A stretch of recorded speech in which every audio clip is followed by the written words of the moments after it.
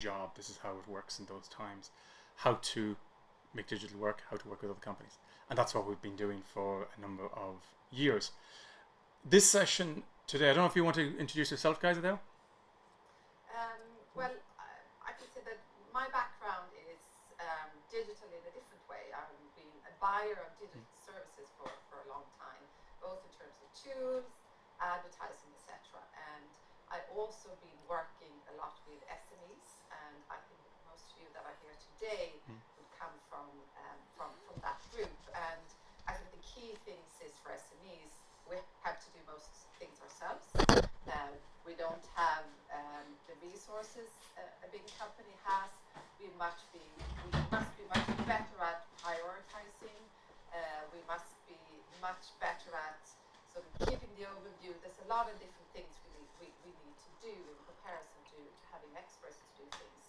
And I think that's sort of my part in this, to have that kind of broad experience. So I had my own companies. I worked within SMEs. I worked to advise SMEs, and so that is my background. Perfect. Great. Let's get straight into it. And business design, that is our focus very much today. And it's a follow-on from who your customers are, how do you sell to them, what digital tools you should use. Putting all of that together is what we call a business design. Now, Edward, that's right, it might be your setup there, but we actually can't see you. okay. Now? Yes, we can see you now. Grand. Great. It's just too much technology. So this is a follow-on session from the last one we did on this. And this is more about examples.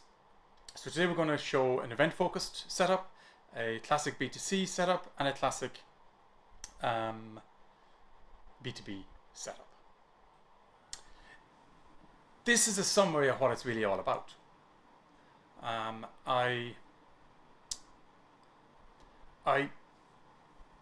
When you start looking at digital, where do you begin is often the biggest question. It's hard to actually know, because it encompasses everything. And as I said this week in our workshop sessions to the 11 companies we have this week, we are in fact building a new world, a digital world. It is early days.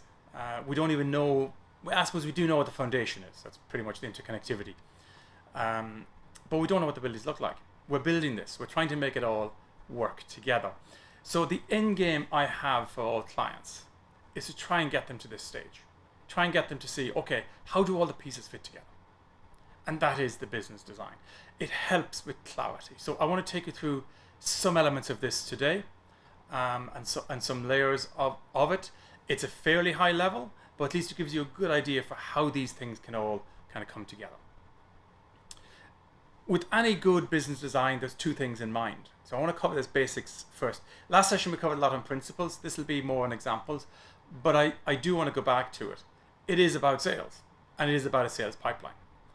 The famine and feast is often the case with a lot of SMEs. So they're really busy and then they're not. They're really busy, then they're not, which means the pipeline is not stable. And that's what you try and build. So having good sales as well as having a good pipeline along the way. That's what the objective of good business design is. The business design is very much your game plan. How do you work?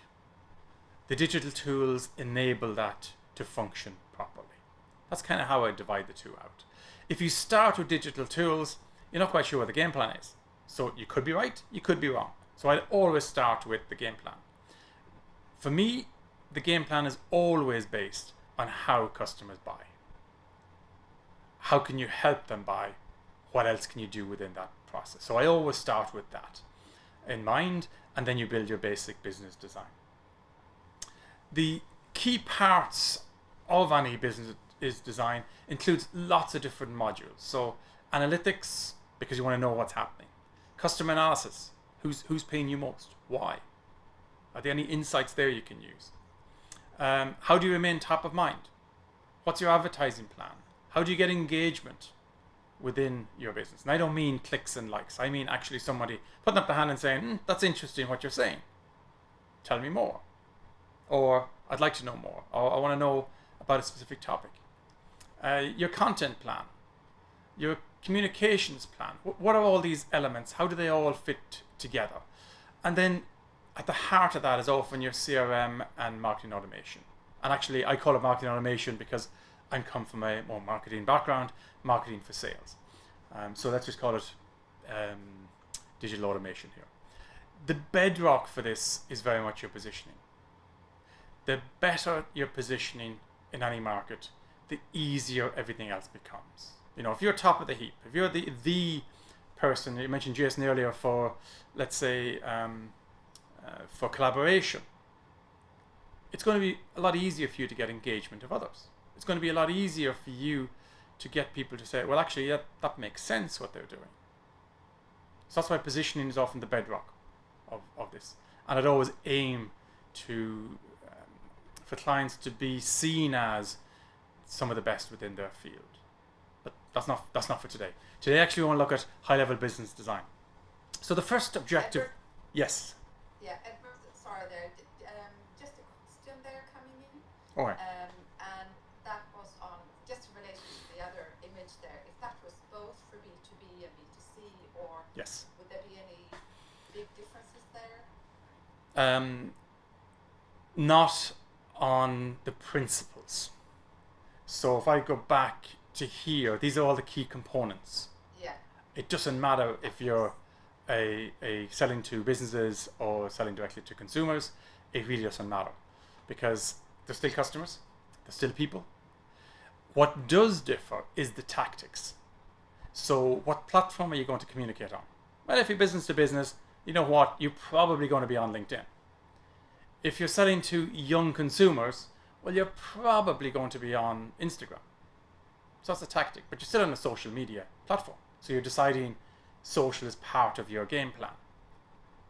And then the tactic is which one suits best is then dictated by who your customers are, where they are, for example. I'm going to show two examples. The first one, actually the first one is going to be about events, a bit like this one in a way. It's part we work with. The second one is business to consumer. And the third one is actually business to business with a focus on social and to show how that all works together. At a principle level, I would be very strong in the belief that you're selling to people. People make decisions based on who they like, who they work with, what they think, how they're influenced. And it just then depends on the tactics and the detail as to whether you're business to business or business to consumer. Some cases I find in business to consumer can be more different than, let's say, some business to consumer and some business to business. For example, high ticket items. So we worked an awful lot with the home improvement business. Kaiser has many years experience within that business as well. I worked it more on the digital side, and then I actually set a direct to consumer one of those in the UK. They are what I call a considered purchase. A lot of business to business sales are also considered purchase. So they have an enormous amount in common. So when we do the tech tools and stuff like that, it will be very similar, business design. The tactics and the content would just be different. So, yeah, just to thank Lisa. Yeah. Great. Anybody else with questions? Keep them. Grand. There's a general chat room, or if you want a message, one of us directly. Grand. The overall picture is more like this. You're trying to get traffic, and in most cases you're trying to get to a website. You might be trying to get it to your social page. I tend to favor website if possible. Now the business to business case I'll show focuses a lot more on direct messaging and using that social platform, but we'll come to that. People then have a decision. They either say, I like this, I'm just going to buy. They can bounce and basically say, not that interested, and leave. And then there's others who are browsers. They're curious, they're interested. In terms of numbers, you're probably going to get more bouncers than you are buyers. Definitely, I would say. So the majority of people will probably bounce. a very large group will probably browse, and a very small group will buy. General guide. So my focus on all of this in most businesses is on the browsers. So they're going to browse, how can we help them? And in this case, we're asking them to take an action and become a lead. So that could be to fill in a form, it could be to fill in a survey, it could be to request information. And then you have obviously some follow-up after that. After the follow-up, some of them will be directed back to your site and buy, or back to a meeting and then buy. Those that say they buy and those who actually buy can be quite different. So that's why I put cart in here. In business to business, we often don't call it a cart, but I would put it intention versus purchase. So, you know, someone says, yeah, I'll definitely buy. I'm joining you in January in that course. And they don't. So measuring that is also quite important. After they buy, they become customers. You ask them for reviews, you do a customer survey, and hopefully they'll repurchase because you've done a good job. So this is a high level kind of schematic of it. As to what we're looking at. And then you have key things to measure along the way. How many became leads? How many of those leads bought? So the percentage of traffic that buys is another measure.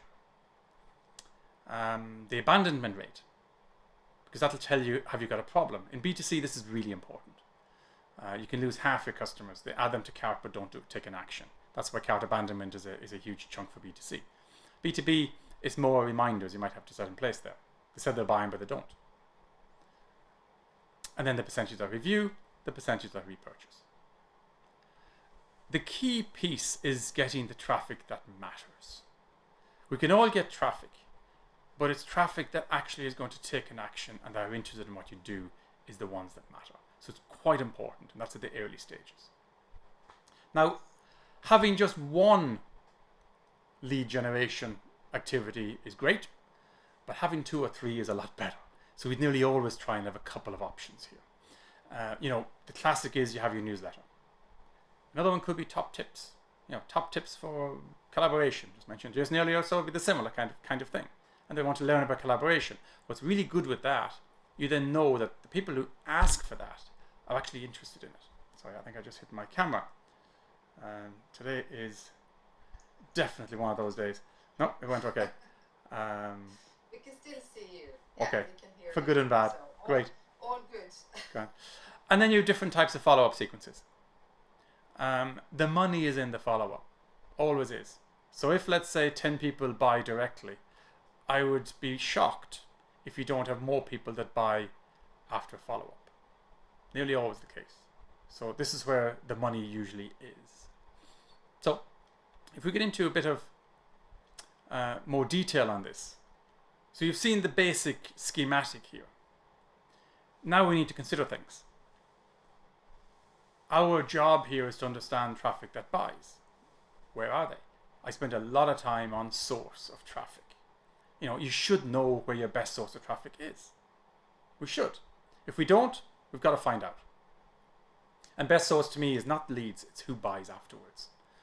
You can get a lot of traffic from SEO, for example, but it's often what I call noisy traffic. They don't buy, they just bounce. We then need to provide some reason to engage. This could be a download, this could be some top tips, this could be a chat, whatever you think will appeal to your target audience. The other part of this is it should filter. So ideally, you know, people that make that request, they're not tire kickers. Then you have to encourage action.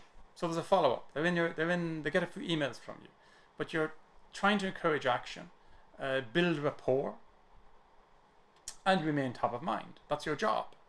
So as then they'll go on to buy. It should be easy to buy from you, and there should be a reason to buy from you now. This is all in your control. We then encourage and give a reason to review. This can be tricky for some cases. Some businesses, it's actually almost impossible to get reviews because of legal reasons is often the biggest obstacle. But for a lot of businesses, you can do this. And then this is where most companies I know make the mistake. We should encourage consumption. If people use the product, they're more likely to like it the more likely to benefit from it, the more likely to repurchase, and the more likely to refer us. So encouraging usage, I think, is really important here. And then the second part of this is anticipating repurchase. You know, if our average customer pattern is to buy every year, every 2 years, or every 2 months, we should know. We should be then contacting them when we think they're ready. In B2B, this can be moving job. There's alerts on Sales Navigator, for example, that you can go say somebody has got a new job in your contact list. Or you can do a search for those who have changed job and they're in a certain position. That can also be a trigger for them to anticipate a repurchase or even a purchase to begin with. So these are things we should be considering. And what we're trying to do here is create a positive cycle. So getting traffic that buys, and we're giving them a reason to engage with us. Encouraging an action, which is a reason to actually buy from us now. We encourage reviews, which provide social proof. And then if we encourage consumption, we're more likely to get repurchase, referrals, and reviews. And that's all we're trying to do. And it's fairly simple when you put in these terms. When you try and do it, in some companies, this is tricky. And it takes work. And that's why the whole business design process can take longer for some companies than others. Some companies, if they're similar to ones we've done before, it can be very quick at doing a sketch. The problem with that is it has to be owned by the company. They have to know the why. Why is it designed like this? And there's lots of choices within that process. And then we have digital tools along the way. So here, you have to track the source. That could be analytics, and it can also be your CRM system. So I would always like to see, let's say, a list of customers. What was the source? And in many cases, certainly in business to consumer, the source can be 2. The first interaction, and then basically the last one before the purchase. That's attribution, it's called. B2B, it's usually less so. But you can have it, it was a referral. It was someone that I know for a long time. It was from a LinkedIn campaign. So again, you begin to see patterns. And the only reason for that is you know what to do next time. If LinkedIn works well for you, we'll do more of it. If it's not, find out why, talk to other people and see should it work. If it doesn't, then you move on to some other method. That's all you're trying to do here. Then we have things for engagement. So, from surveys, forms, landing pages, could be webinars like this one, pop-ups, widgets, chat. So lots of different tools here and options. And this is where we get our game plan together to see, well, actually, which one will work best for us? I like forms, as in the type form style. So survey style forms. I do not like the WordPress type forms. I don't think they're particularly engaging. I love widgets. I use them a lot, and with all clients, we put the widgets on the site, test out different things. They work well to get engagement. Then we have messaging. For me, email sequences and email is some of the best tools you can get. I would say, in terms of sales attribution, email is still the #1 tool out there. It's not dead. It's not gone away. People still like it, use it. It works. There are other things like push, and you'll often see if you go to a website, you're asked to opt in for messaging. That's a push message, which basically means when you either go back to their site or even you're browsing other sites, when they present or basically publish new information, it'll be pushed out to your browser. I'm mixed on it. It works well for some. I think it's becoming too much, but something you can try. Surveys are also great because as a follow-up, somebody hasn't bought, you can do a quick survey. How is it going? What happened? And you don't ask it in those terms. We actually spend a fair bit of time designing those, as well as then having events to get engagement. Get people to attend an event basically like this one. They're interested in the subject at least. Then you have offers. Why you should buy now. You look at cart abandonment technology for B2C is crucial.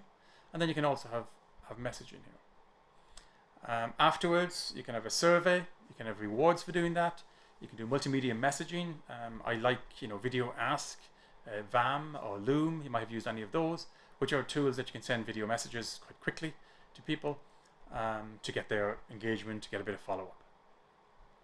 And then you have tracking, use of data, especially in your CRM system.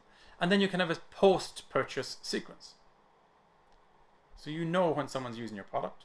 You know when, for example, maybe you finished a project. If you're in the consulting business, you might have finished a project and then you do a survey and see what happened. You can also do a follow-up sequence afterwards if you want. So you have lots of different options and tools here. Now, I'm going to go into more detail and tools for the 3 examples. So you'll see the actual ones I use and why and the different setups you have. How are we doing for time, Kaiser? We have another half hour to go. So Okay. Yeah. Grand. Yeah. But I have a question for you that came up on the other slide. You were talking about analytics there. Is that what you would use to measure, or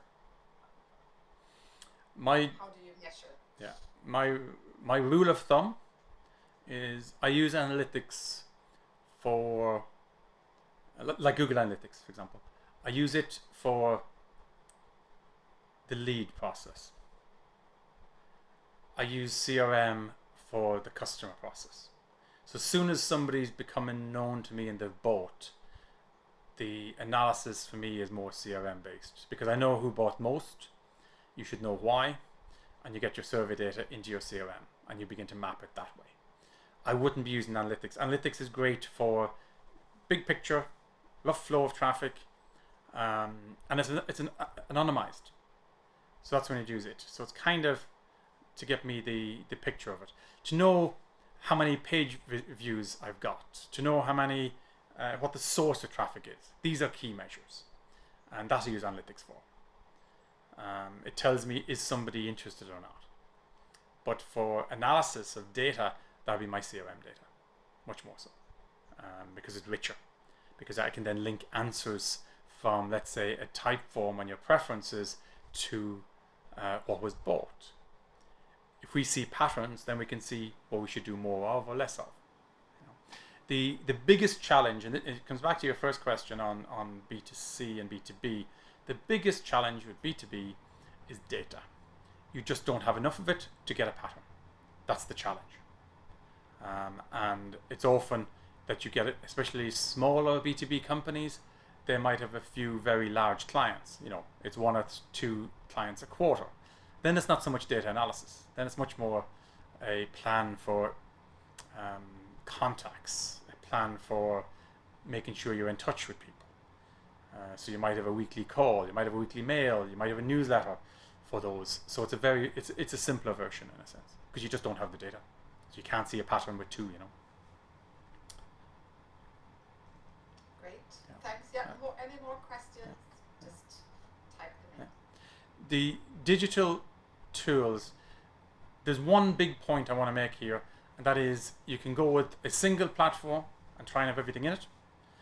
You're looking at a Salesforce, a HubSpot, Infusionsoft.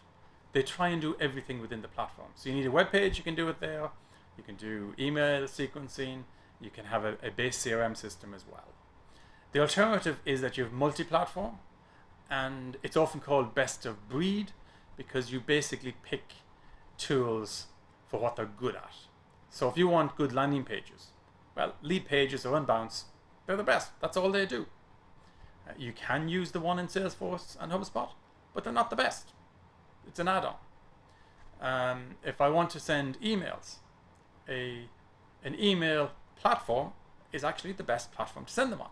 Again, not the Salesforce platform. It's good. It'll work. No question about it.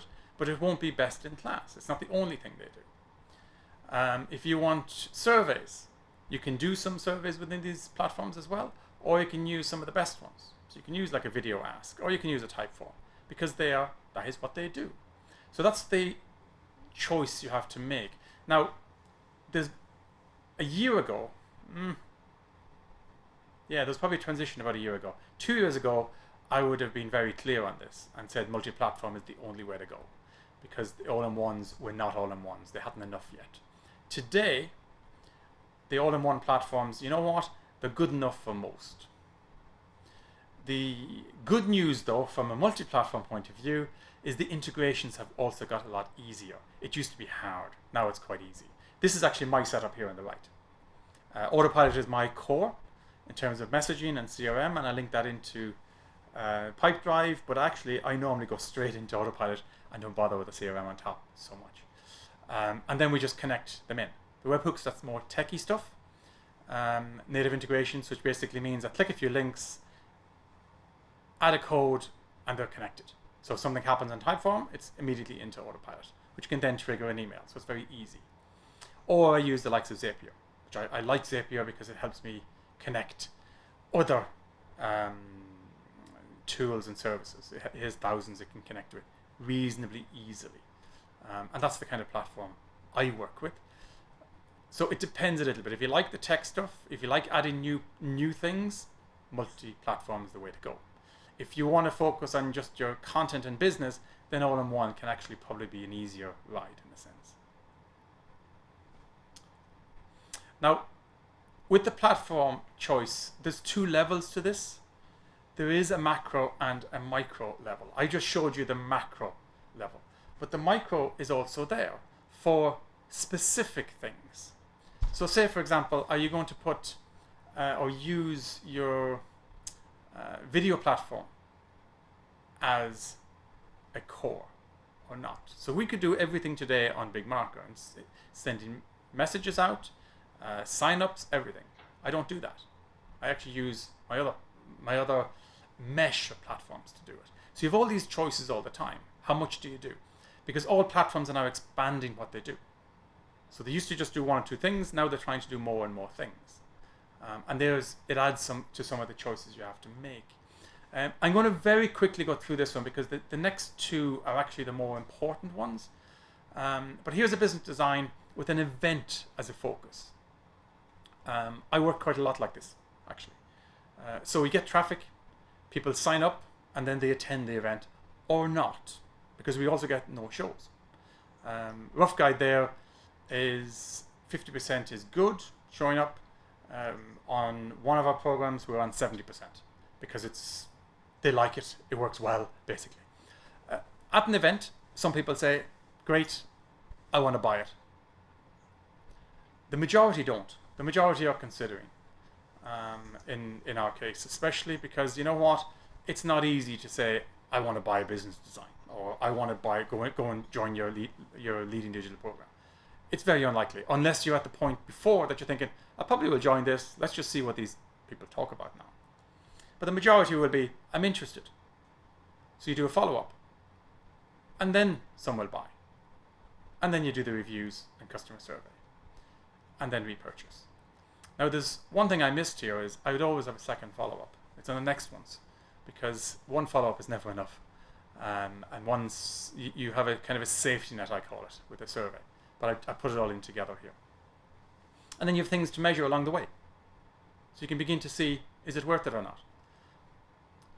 The one thing I haven't put here is cost per lead. And if I'm buying traffic, that's really important.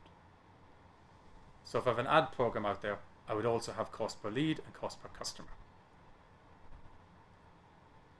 Now, if I look at this small part of the business design, just the part I've highlighted here, we have tech tool choices. So for me, I use Autopilot email. So I email contacts and say, doing an event, why don't you join? And I could point them to the event page in Big Marker.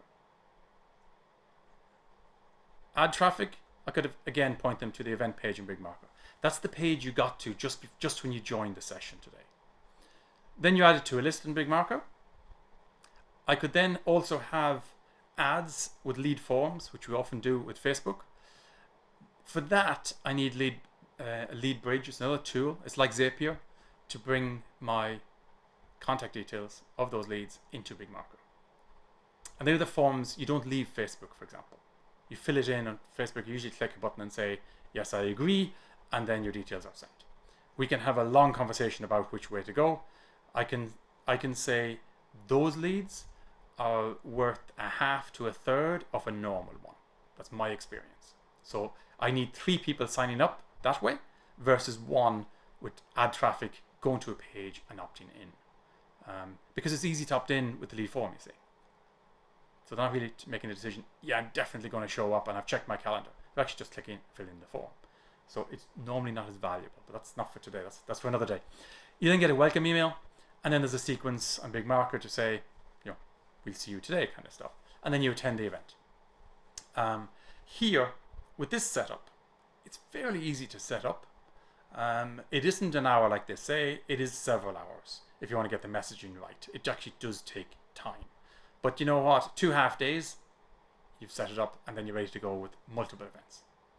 This is not how we work. So the tech stack I would use for this, I have a widget on Apocalypse, which is on our website, which points to a web page, which actually in this case is a lead pages page. And I have also email our list using Autopilot, and again point to that page. I have ads with traffic, and that's primarily Facebook at the moment. We're just about to turn on LinkedIn as well, and that's again to lead pages. They're added to a list on Autopilot. I do that using Zapier, so it's automatic. We then have add forms, and that's on Facebook, and we use LeadBridge to add them into Autopilot, and they get their welcome message. Then there's a sequence usually. I usually do minimally, see you next week, see you tomorrow, and an hour before. So there's 3 emails plus a welcome. So there's always 4 emails in that sequence. Then you attend the event, and that's on big marker. So that's the first time you kind of get to big marker on my setup. And then I update my list on Autopilot with who attended versus who we're going to attend. And then you do a follow-up after that. So that's a basic tech stack for how it works. You can see the difference. This is actually more complicated. It's more CRM led, and it means I can add and change things a little bit more easily. It's how I work. If I was setting it up today for somebody else, I'd give them the choice. It's probably easier to work without tech stack and actually just work with the event software. That's what a lot of people do. To me, it's just not as flexible. And here the list management is very much my focus. Now, in a business to consumer setup, I know I'm going quickly through this because I want to have a couple of minutes at the end if we can for any questions we might have. You have to get traffic. That could be website, could be social, ads, word of mouth, email, search, and then you get the people to a page to sign up. Something of value is the key here. I put newsletter there. It's usually not that valuable, to be perfectly honest. So it needs to be dressed up in some way. Top tips work better. Top tips with collaboration, top tips for business design. That can actually work better. Then some will just ignore it, and others will actually see that, sign up, and think, yes, I'm interested in buying, and get in touch with you right away.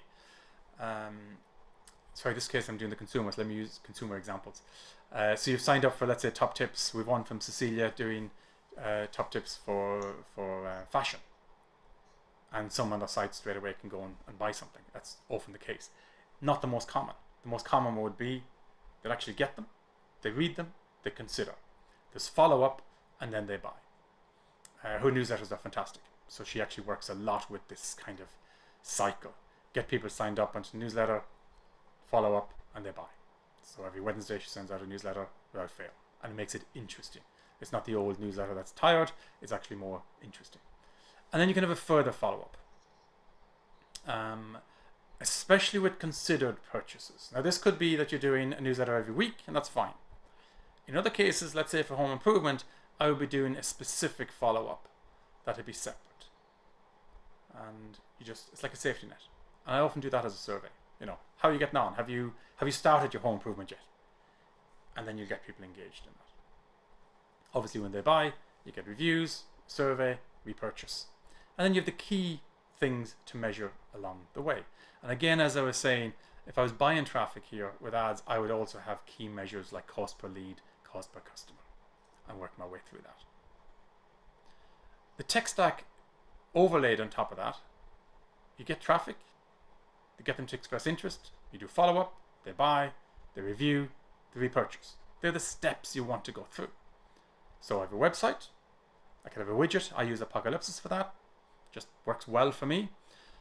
Get them to a web page, it could be a WordPress page, a lead pages page, And then when they sign up, they're added to a list, and that's on, for me, it's autopilot via Zapier. I email the list and get them to sign up. I can do add traffic and get them to sign up. And then we can get a lead form and get them to sign up, and that's via the lead bridge as an example. The email sequence is the main follow-up, and that can be to confirm a purchase. They can buy online, or it could be a call, it could be a meeting, whatever mechanism you use. I would then have a personalized email. So your sequence kind of ran its course, nothing happened. So a personalized email to those that haven't bought, and some of them will then buy. It's extraordinary, even for large purchases, how many people are waiting to be contacted. We had a good case there, Kaiser, before with this, where we actually had a call center that get 1,000 leads kind of a month, and they would be calling. And the amount of times, it's almost like this stalemate. Yeah, I was waiting for your salespeople to call me. This is for, and between, their average sale price was €4,500. And they're just waiting, because they don't have to buy now. They thought the company was going to call them. And that happened in an enormous number of occasions. So in that 1,000, there was a couple of sales just for that reason, which paid for all surveys and all call center activity. You know. And I just would like to, it's a good example there. I just would like to make another point in relation to that because we often get a question or query or whatever you want to call it, somebody saying, but I don't want to sort of hassle my leads. I don't want to be contacting them too often. I don't want to be sort of throwing myself at them. How do you avoid that? What should you do? And I was going to say, just in this case that you're relating to, it was just the opposite. People will actually ask them to be contacted. They're happy. Yeah. And I think another interesting thing there was that a phone call that is made, because we had a list, we knew some people had been contacted, but a phone call that had been made but not answered was considered by the lead as no contact. So even a phone call, even somebody left a message on a mobile, it was still considered a no contact. So I think it's just an interesting lesson in terms of contacting leads and how much you can do. Yeah, no, exactly. Give a question in there. Yeah, it's a good question. But Jason, what's the time between emails? We actually had a conversation yesterday with a client just on that topic. And the most important part here is, when are they likely to buy? So in that case, I actually have suggested that they do a welcome email, and the next day do another email, 2 days later another email, 4 days later, no, I think 5 we set it, another email, and then a week. So you actually get them used to you for the first few emails. So then when they get the next ones, it makes sense that they'll actually read it and say, oh yeah, these people know what they're talking about. If we waited a week between, people would have forgotten the first one, and your chances of reading your second and third is very low. So that's why I have a frequency in the beginning to be quite close together, and then further apart. If somebody, however, is going to buy within a week, let's say, depends on the business you're in, if they're going to buy within a week, let's say, then there's no point in sending them an email in a week. You actually send them every day, would be my approach, or certainly 3 or 4 fairly quickly, and then work it out. So one question, and that was actually, it's often the defining question, is when are you going to buy? Now, sometimes you can ask this, sometimes you can't. So it's quite tricky to work this out, but it is the defining question for so many. When is somebody likely to buy? And that sets so many things in motion. It helps the design of the whole business enormously. And it's one of the factors actually we'd put in place with the business design. Jason, who's on here, I know he's quite engaged in it, because we're looking to build some of this on the platform he works with, because I'm showing this in slides. There's lots of levels to it, lots of detail, and on the tool he uses for collaboration, we can build a lot of this in place, and that's the reason we're looking at a lot of this here today. Then I would do a lead survey as a next chance, as it were, just to see, have they forgotten about us? Have they just missed it? Are they just not ready yet? Have they already bought? So that's all you do here. Now, I know I'm putting this as the whole tech stack. It doesn't all have to happen online. That could be a call. The calls can work really well. So it can be a mix. And then obviously there's a survey, which I use Autopilot to carry it, send it, and then Video Ask or Typeform. They're from the same company, and Video Ask is a video-based one. Works really well for those who are happy with using video. But you can respond in text or video, so it actually works both ways. And then a timely follow-up. And this, I mean, when are they using the product? And when are they likely to need to repurchase? And then that sets your timing on another sequence, for example, or another time to be in touch. And that can be in your CRM system with a trigger or an alarm to your sales staff to say, maybe it's time to give them a call. And that's a basic tech stack for how things can work there. The level of detail below that is enormous, but at least you get an overview. So it means everybody then knows in your company, well, what's the traffic for? Well, actually, it's to get people to say they're interested. When they're interested, this is the process we take them through. So everyone knows their role along the way. We know what the survey is supposed to do. We know why we've got reviews as well. And it's very much to systemize the whole sales and marketing. And this, you have sales and marketing working together. There is no division, which is quite an important point on it. I'm conscious of only 10 minutes, so I'm going to go to the next one. The classic business to business. And I've done a bit of a twist on this one, where social is actually more important. And in some cases, this is the case. Other cases, it's less so. So let's say we want to get traffic, and our main focus here is social posts, as it is in bold. We're trying to get some potential customers interested. That's our goal here. They'll view, they'll share, they'll comment, they'll look at your profile, and they'll hopefully direct message you. You can also do outbound direct messaging to people you think might be interested. That all happens on social. Some will be just inactive, they won't do anything. Others will be buying straight away. They're usually few and far between that are buying straight away.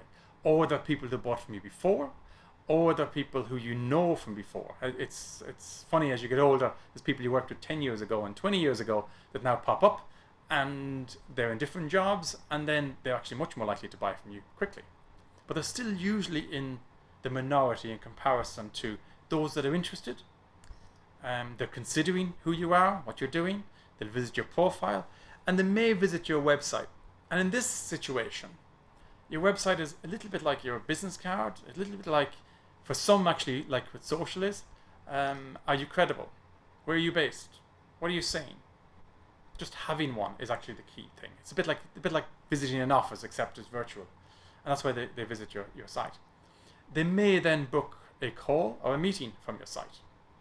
Now that can also happen directly from your direct messaging with people. So it depends on the route they'll take. This is a simple design. It's the same tool you'll use. And then after that meeting, there'll be some that might just buy straight away. But there's going to be probably even more that need a bit of time and a follow-up, and then are more likely to buy from you. Again, it depends on what you're buying. What you're selling, and what stage your customers are at in the customer journey. Those that are ready to buy soon will take the first route that I have here. They'll take this route. They're ready, and they know you, and you're credible. Those that are less ready might take this route. And those that need a bit more time will take a bit longer. And that's how you build into your whole business design. And then you have customers who give you a review, and I would always try and do a customer survey here. And what's brilliant with the reviews is you can use them as social proof back on the same platform, back on your site, which helps you then get more engagement and then get new customers, because we're trying to get all customers to bring us new customers. I'm conscious that some companies can't do this. Healthcare companies have issues with this. Some companies working with, let's say, defense contractors might have issues with some of this. So you have to work around it. But for so many companies, you can do this. And then obviously there's the repurchase. And you have the key things to measure along the way, just like before. They're all the same things you're measuring. How many is buying? How much they cost you? What's their value to you? Now, if we look at the tech stack underneath this, you're first of all trying to be seen. You're then trying to get people to express interest, to engage with you, just like in the B2C case. then you follow up, then they buy, you review, and repurchase. So it's a similar kind of pattern. The details is different. Here we're saying, well, actually LinkedIn is what you were using. Social content, or posting. You will get engagement there if you're consistent long enough. So the social platform there could be LinkedIn, can be LinkedIn direct messaging. You could use Sales Navigator to build a list to do outreach and message people as well as the regular content production. You can engage with others via Sales Navigator, and they're more likely to look at your profile, they're more likely to look at your messages, and then take an action. The action you want is really to book a meeting, which may take time. So the process here may take longer. You could be looking at months for some cases. And showing up consistently is the key. Book a meeting, then the meeting is confirmed. In this case, then we're back onto some of the other tech tools. I use Calendly for booking meetings. It works really well. There's a few other options out there. And then I'd have my confirmation, either a call or an online form that they'll fill in to say, yes, we've confirmed purchase. And for me, the difference between those two will be value, price. Something that's more commoditized will be online form. Something that I actually want to discuss with the potential client before they confirm, that can be a calling or meeting. You can then have more follow-up. So they haven't bought yet. There's a message. You could do a direct message. You can do an email and do another follow-up. You could do then a survey to see, have the leads, they haven't bought yet, so let's do a last survey to see, are they interested? So you may basically work as much as you can on the lead flow you have. And then you get the survey. I use, again, Autopilot, Video Ask, Typeform, so that my tech tools are generally the same, B2B or B2C. Volume is the discriminator. Content, what's gone through the pipe, changes. And then you have the timely follow-up based on your CRM triggers and your Autopilot. This is a biggie. The feedback then from customers to your LinkedIn, to your content, which can help you get new customers. And that's the positive cycle you're always trying to get to. So I don't want bad customers. I want customers who are likely to buy again. I want customers who are likely to say, yes, I'm happy with what I've got, and kind of stand for that, because that'll get me new customers. It's quite an important part of it. We're not just in it for this one transaction. So who we take into, for example, the elite group, which is the one that comes after leading, is really important. They need to be the type of people you can work with, or we can work with, who are also helping us to build our business. The big benefits of business design is clarity. It's number one, I think. The more and more we work with this, yes, you do it to get clients, and you do it to get a handle on your technology and what platform you have and all of that, but clarity. Everyone in the business knows what we're trying to achieve. You know how and what services to buy. You get a structure for the business. It becomes a lot easier to prioritize because you see which part needs most work, which also leads you to using your resources in a better way. So there's a lot of benefits here. Ultimately, what we're looking for is basically more customers, more sales, and you're much more focused on what matters here, because you see your picture, you see where you're weak, you see where you're strong, you see what needs attention, and that's what helps here. Edward, I know yes. I'm very conscious of time, Yeah. and we have two questions here. Okay, so I'm going to skip a slide or two. Yep, great. Will you do that? Let me skip ahead. Yes. Yeah. So we have one here from Jason. So how do you deal with the double opt-in, the GDPR requirements, when you start emailing people? Yeah. Double opt-in isn't a GDPR requirement.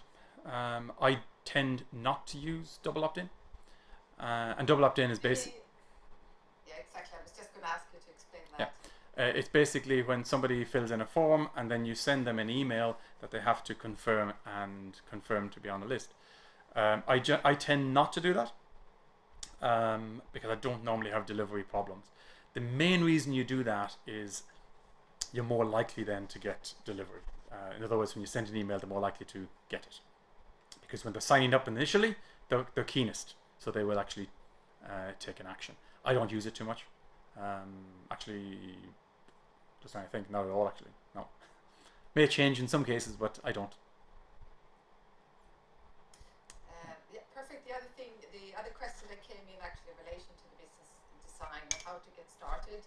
but I think that might be answered here in the next couple of Yeah. slides. Exactly. So I'm going to skip one slide and yeah, it's fine. Here we're looking at what's the core of the business. So we try and get it into one slide.